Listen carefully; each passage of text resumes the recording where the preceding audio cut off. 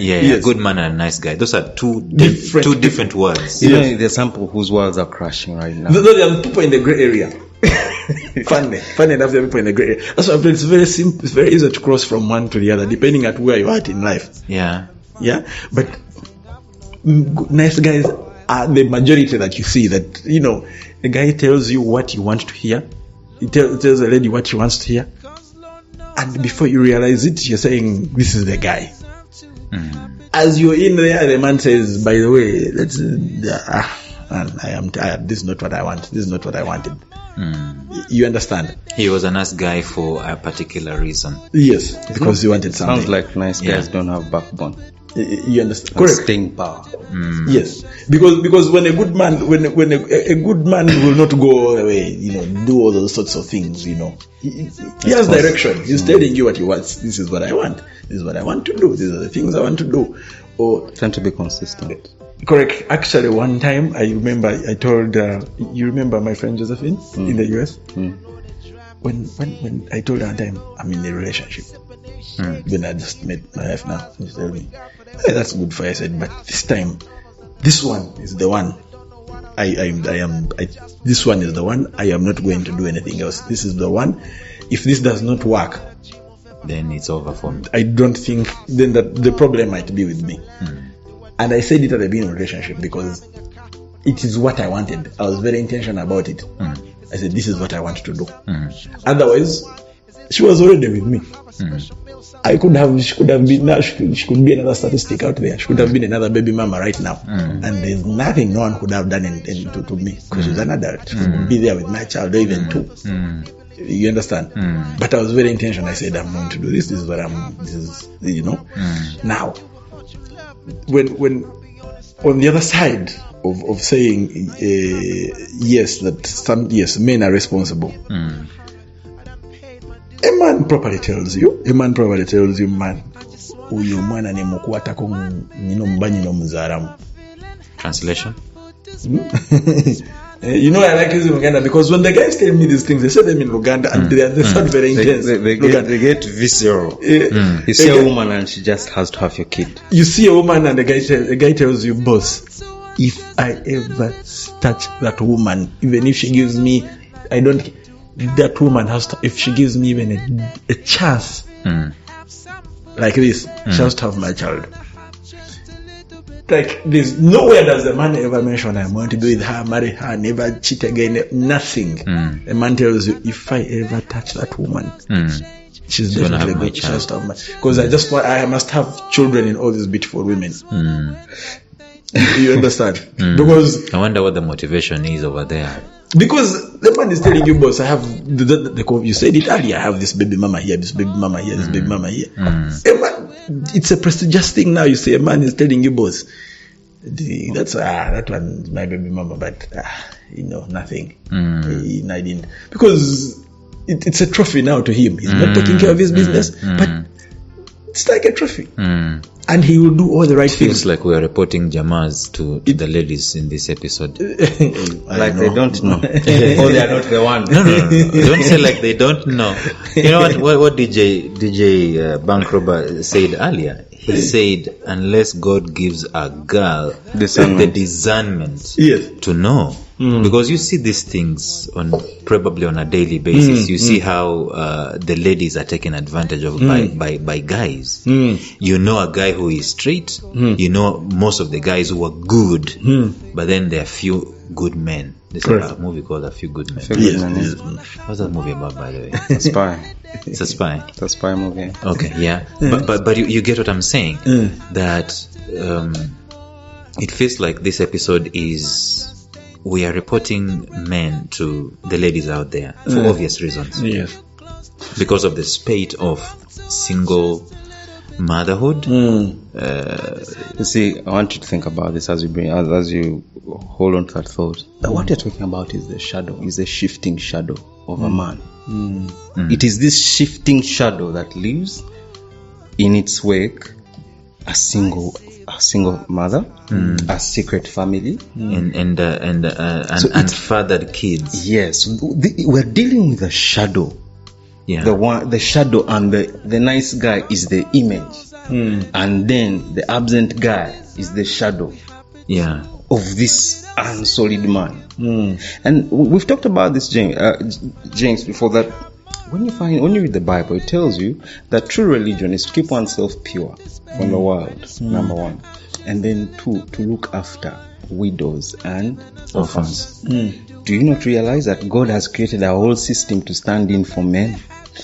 I mean, even Islam covers that when they did the whole 4 women thing. That was the intention. Yes. That was the original intention. Actually, it was never just go marry 4 women. That was the original so intention. So that woman can have a man. Yes, but you do realize that also Abraham. There was a situation. There was a situation of this. What's Hagar, Ishmael? You know, they threw her out. Then she went in the wilderness and blah blah blah. But she became a single mother. Straight. You understand? So it's if you look at it that way, I mean, it's the same. But the same situation of Abraham can be duplicated. Only that night has evolved over time. Now it has evolved that, and now it has money and sex and power. But DJ, let me ask you this: have you interacted with guys who have gone in that world? These nice guys who thought that, you know, it's prestige and so on. Have you interacted with some of them who maybe regret later on and they like it wasn't worth this kind of a hustle? Having a secret family here, secret family there, baby mama there. Yes, I've encountered some. Even in my own family, actually. Strangely, the biggest example would even have been in my own family, because I'll give you an example. My father is alive. We don't get along. Even when I have made extra efforts, say, boss, we don't know what happened. You know, it's not between us. You are not present. You were not, but it doesn't matter. It's not up to me. I don't even care. It still has failed to work because there was never a relationship with him. Because eventually the anger, there's the sort of thing that it comes with. I think there are people who try and turn it into anger. So you're saying, DJ, what you're saying is that this thing could actually have affected you. That Correct. template could have basically affected you. No wonder they were trying to tell you it's a curse. Correct. But it could the way he lived his life could have easily been copied and pasted to you. Correct. Unless you made a choice. Remember, one of the things that we've talked about today is choice. Correct. Making a choice. Unless you made a choice as a man. Yes. And you say that I am not going to be a nice guy. I'm going to be a real solid Jamaaz. So much so that one time, one of my close boys, whose solution knows, very many years ago had a daughter. They had a daughter, I think the mother was like 19 or 20, and it was. So he called me and said, "My boy, first come."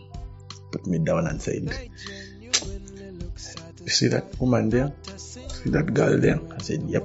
Said, "She says that is my daughter."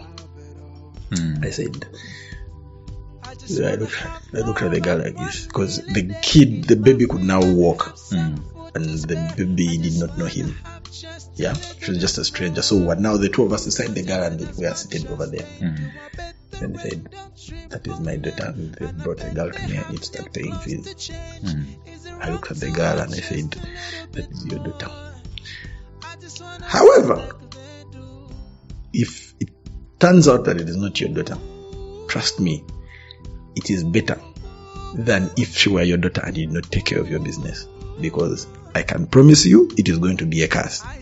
So you were actually asking your boy to show up. Yes. For the daughter, whether at the moment it's not confirmed, it's confirmed. Yes. But show up for this daughter. Yes. I said, you have options now. Yeah. Because in our times there was no DNA. Yeah. But I told him, if it does not, now I look like all my siblings. Yeah. Especially my brother. You see me and my brother from the other side, we are the same. Yeah. And I told him, I know how it felt like to be in that position. And I am telling you, I also know what the person who did that to me is going through now. If it turns out that that child is yours, and you not taken responsibility, I can promise you, the curses you will get. Yeah. You understand? Yeah, I get you. So I told him, of course I didn't say it then, but now I understand it a bit better. Of course, then the Bible says, God will take care of, whether you have no father or mother, God will take care of you. Yeah. But if God takes care of the children while you are alive, God should take care of the children through you. But if you're alive and you let God take care of the children, but does he take care of them? Because we see. No, he does. Currently, she lives with him. Yeah. Okay. What I'm saying, I'm talking about God taking care of the kids, of the children, where there is an absent father. You and I know how it's a spiritual statement, but in practice, on the ground, things are different. I think it does. You know why? Yeah. I'm going to use my own example. I'm trying not to get too much because it's a bit emotional, but when my mom was going to shut the terminal illness, she knew. She told Solution's mom that I am leaving behind this, because she had cancer. She said, I'm leaving behind this boy. Try and make sure these boys are okay. My children are fine. Okay? You don't have a father. The father will take care of them. This one is a bit shaky, but you see that things are handled. Yeah? And plus quite a number of other relatives. Yeah? Now, a time came, because as I was growing up, I got more detached to my stepdad. We were not getting along. It was a bit of a mess, a complicated situation. That I would be in school. My school fees was paid. Yeah. By your stepdad. Yes. Yeah. But that is as far as we got along. Yeah. If I defaulted, they would call him and say he's defaulted, then he would bring the money. Bring the money, yeah. And say, you okay? Okay. See you. And that's not like complete fatherhood. He exactly. was there, but then you know what happened when I was in my senior 5? It turns out I don't know what happened. I turned out I can't say I was the best in my class that time. Yeah. That first term.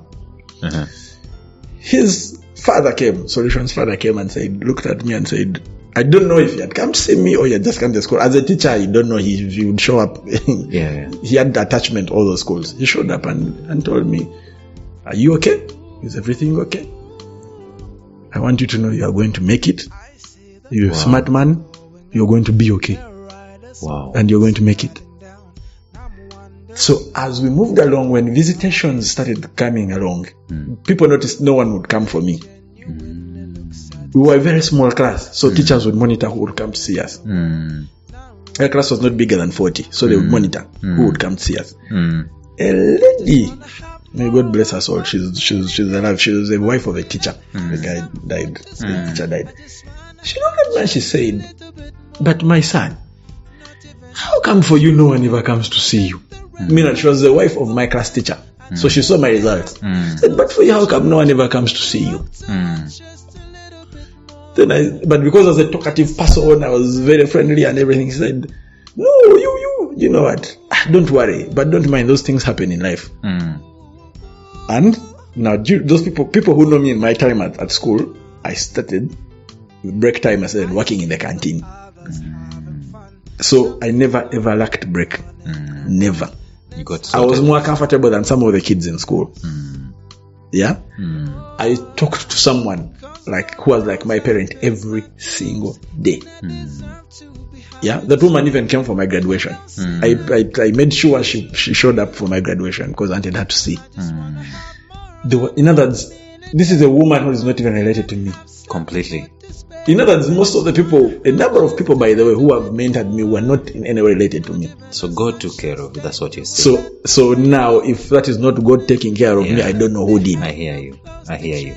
However, earlier on, you're raising a point, telling these guys who are not taking care of their business, not being responsible for the kids that they have sired, that it's a wrong thing that they are doing, right? You're saying that it's kind of like opening themselves to some kind of a curse. It's not prestige. It's not glamour. Correct. Yeah, will you say the same thing to the women also who are, for lack of a better word, depriving these kids of their fathers?